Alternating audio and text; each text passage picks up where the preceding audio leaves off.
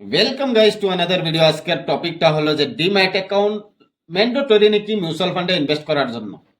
আসলে তো দেখুন, মিউচুয়াল ফান্ডে ইনভেস্ট করার জন্য অনেকগুলা সিস্টেম আছে, অনেকগুলা রাস্তা আছে, জড়িয়ে আছে।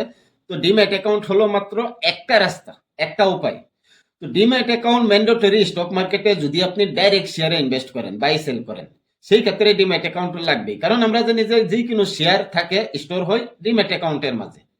আর যদি আপনার কাছে ডিম্যাট অ্যাকাউন্ট আছে, ধরুন যে জিরোদার মাঝে, এঞ্জেল ওয়ানের মাঝে, গ্রোর মাঝে, এগুলার সাথে যদি ডিম্যাট অ্যাকাউন্ট আছে, তাহলে যে কোনো শেয়ার আপনি কিনতে পারবেন, সেল করতে পারবেন, রাখতে পারবেন। তার সাথে যদি আপনি চান মিউচুয়াল ফান্ডে ইনভেস্ট করতে, সেই ডিম্যাট অ্যাকাউন্টের থ্রুই আপনি ইনভেস্ট করতে পারবেন। আপনার লিঙ্ক থাকা অ্যাকাউন্টটা ডিম্যাট অ্যাকাউন্টে, সেই অ্যাকাউন্টটার থেকে টাকাটা যাবে মিউচুয়াল ফান্ডে। আর যদি ভবিষ্যতে আপনি আপনার ডিম্যাট অ্যাকাউন্টে থাকা মিউচুয়াল ফান্ড সেল করেন, তাহলে আপনার ডিম্যাট অ্যাকাউন্টের সাথে যে ব্যাংক অ্যাকাউন্টটা লিঙ্ক আছে, সেই অ্যাকাউন্টে আসবে মিউচুয়াল ফান্ডের টাকাটা।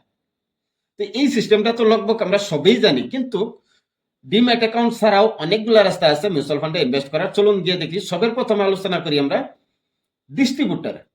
তো ডিস্ট্রিবিউটার হলো আপনার আশেপাশে থাকা অনেকগুলা ফাইন্যান্সিয়াল ডিস্ট্রিবিউটার আছে, যারা নাকি রেজিস্টার্ড সেবির কাছে। তো কোনো প্রবলেম নাই, ডর নাই, ভয় নাই। একবার চেক করে নেবেন তারা রেজিস্টার্ড আছে না নাই সেবির সাথে। যদি রেজিস্টার্ড আছে, কোনো ধরনের ভয় নেই। তো তারা কি করে, অনেকগুলা মিউচুয়াল ফান্ডে ইনভেস্ট করার সুবিধা দেয়।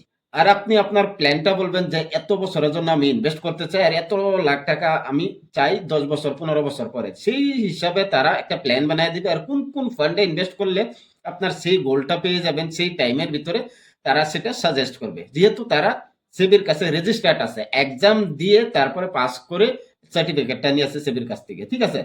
তো ভয় নেই। তো সেই হিসাবে তারা প্ল্যান বানায় আপনাকে, তারার অ্যাপ্লিকেশন থাকে বা ওয়েবসাইট থাকে, তার মাধ্যমে আপনার ইনভেস্টমেন্টটা করাই দিবে। আপনার প্যান কার্ড, আধার কার্ড এগুলা নিয়ে কেওয়াইসি করে অ্যাকাউন্টটা বানাই দিবে। বাস আপনার হয়ে গেল ইনভেস্টমেন্ট। যে যে ফান্ডে ইনভেস্ট করতে লাগে, সেই ফান্ডে তারা ইনভেস্টমেন্ট করাই দিবে। আর প্রতিটা ফান্ডের একটা ফোলিও নম্বর থাকে। যেরকম নাকি আপনার ব্যাংকে 1 লাখ, 2 লাখ, 5 লাখ টাকা আছে, সেই টাকাটা আছে কোন জায়গায়? একটা নম্বরের ভিতরে আছে, যেটা নাকি ব্যাংক অ্যাকাউন্ট নাম্বার। 10টা 12টা নম্বর আমরা দেখি, সেই অ্যাকাউন্টের ভিতরেই থাকে টাকাটা ব্যাংকে। তো একই রকম ভাবে মিউচুয়াল ফান্ডে ফোলিও নম্বর বলা হয় সেই অ্যাকাউন্ট নাম্বারটাকে। 10টা 12টা নম্বর থাকে, সেই নাম্বারটার ভিতরেই মিউচুয়াল ফান্ডের সবগুলা ডিটেলস থাকে। তো যতটা ফান্ডে আপনি ইনভেস্ট করবেন, ধরুন যে স্টেট ব্যাংকের একটা ফান্ডে ইনভেস্ট করেছেন, এইচডিএফসি ব্যাংকের একটা ফান্ডে ইনভেস্ট করেছেন, অ্যাক্সিস ব্যাংকের একটা ফান্ডে ইনভেস্ট করেছেন, গ্রোর একটা ফান্ডে ইনভেস্ট করেছেন, টাটার একটা ফান্ডে ইনভেস্ট করেছেন। তো যতগুলো ফান্ডে ইনভেস্ট করেছেন, প্রতিটা ফান্ডের একটা একটা করে ফোলিও নাম্বার আপনাকে দিবে সেই ডিস্ট্রিবিউটার। আর সেটা দিয়ে আপনি সবকিছু দেখতে পারবেন তার অ্যাপ্লিকেশন বা ওয়েবসাইটের মাঝে। এখন যদি মনে ভয় হয় যে ভবিষ্যতে যদি কোনোদিন কোনো প্রবলেম হয়ে যায় এই ডিস্ট্রিবিউটারের অ্যাপের মাঝে বা কি ওয়েবসাইটের মাঝে, সেই সময় আমি কিভাবে আমার ইনভেস্টমেন্টটাকে ট্র্যাক করব বা কি টাকাটা উইথড্র করব, তাহলে কোনো ধরনের টেনশন নেই। আপনার ডিম্যাট অ্যাকাউন্টে হোক বাকি অফলাইন যে কোনো জায়গাতে, ব্যাংকের থেকে যদি আপনি এসআইপি করেছেন, মিউচুয়াল ফান্ড করেছেন, সবগুলো ডাটা থাকে কার্বির কাছে আর এমএফ সেন্ট্রালের কাছে। তো আপনি তারার ওয়েবসাইটে গিয়ে আপনি আপনার প্যান কার্ড, আধার কার্ড এগুলা দিয়ে রেজিস্টার করে বাস আপনি সেই জায়গা থেকে আপনার মিউচুয়াল ফান্ডকে ট্র্যাক করতে পারবেন বা উইথড্র করতে পারবেন, অ্যাক্সেস করতে পারবেন। যেরকম নাকি আপনার ব্যাংক অ্যাকাউন্টে যদি টাকা থাকে, তো অনেকগুলোর মাধ্যমে আমরা সেই টাকাটাকে অ্যাক্সেস করতে পারি। যেরকম নাকি ফিঙ্গার দিয়ে, আধার কার্ডের মাধ্যমে, এটিএম দিয়ে, ক্রেডিট কার্ড দিয়ে, তারপর নেট ব্যাংকিং দিয়ে, তারপর ইউপিআই দিয়ে, এগুলা সিস্টেম দিয়ে আমরা ব্যাংক অ্যাকাউন্ট থেকে টাকাটাকে ট্রান্সফার করতে পারি, মানে কি কন্ট্রোল করতে পারি। তো এরকম সিস্টেমে মিউচুয়াল ফান্ডে যদি আপনি ইনভেস্ট করেন, তাহলে ডিস্ট্রিবিউটারের দ্বারা ইনভেস্ট করলে আপনাকে একটা ফোলিও নম্বর দেওয়া হয়।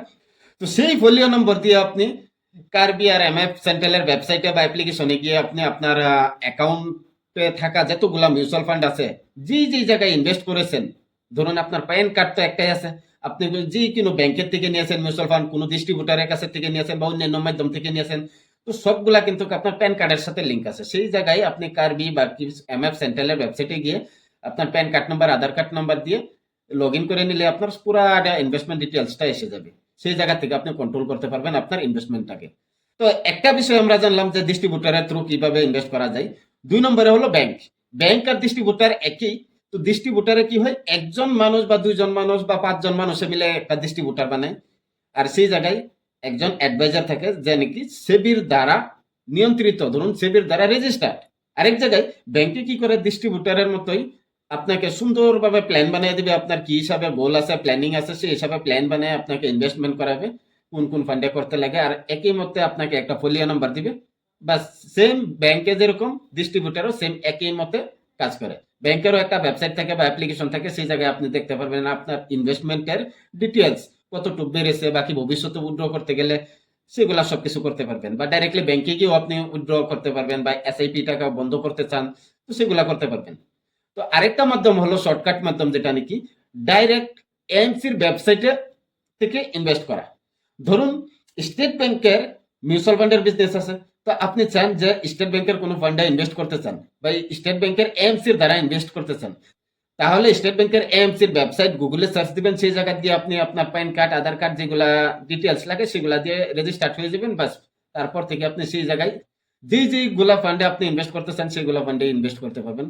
আর ভবিষ্যতে যদি আপনি চান উইথড্র করতে, সেই ওয়েবসাইট থেকে উইথড্র করতে পারবেন। তার বাইরে যদি আপনার ভবিষ্যতে কোনো ধরনের প্রবলেম হয় সেই জায়গা থেকে উইথড্র করার জন্য, তাহলে এমএফ সেন্ট্রাল আছে, কার্বি আছে, তার মাধ্যমে উইথড্র করতে পারবেন, কোনো প্রবলেম নেই। তার বাইরে আরেকটা রাস্তা হলো ডিম্যাট অ্যাকাউন্ট। তো ডিম্যাট অ্যাকাউন্টের বিষয়ে আমরা সবাই জানি যে কোনো ব্রোকারের সাথে একটা ডিম্যাট অ্যাকাউন্ট খুলে নিলে আমরা সেই ডিম্যাট অ্যাকাউন্টের ধারাই যে কোনো স্টক মার্কেটে থাকা শেয়ার, আমরা লিস্টেড শেয়ার কিনতে পারি, বাই করতে পারি, সেল করতে পারি, হোল্ড করতে পারি, তার সাথে যে কোনো মিউচুয়াল ফান্ডে ইনভেস্ট করতে পারি। তো আশা করি মিউচুয়াল ফান্ডে ইনভেস্ট করার অনেকগুলা রাস্তা, অনেকগুলা সিস্টেম, সেইগুলা বিষয়ে জেনেছি। আর যদি কিবা কোশ্চেন থাকে এইগুলা সিস্টেমের বিষয়ে, তাহলে কমেন্ট করবেন, সেই বিষয়ে আলোচনা করবার চেষ্টা করব পরবর্তী ভিডিওতে। ধন্যবাদ।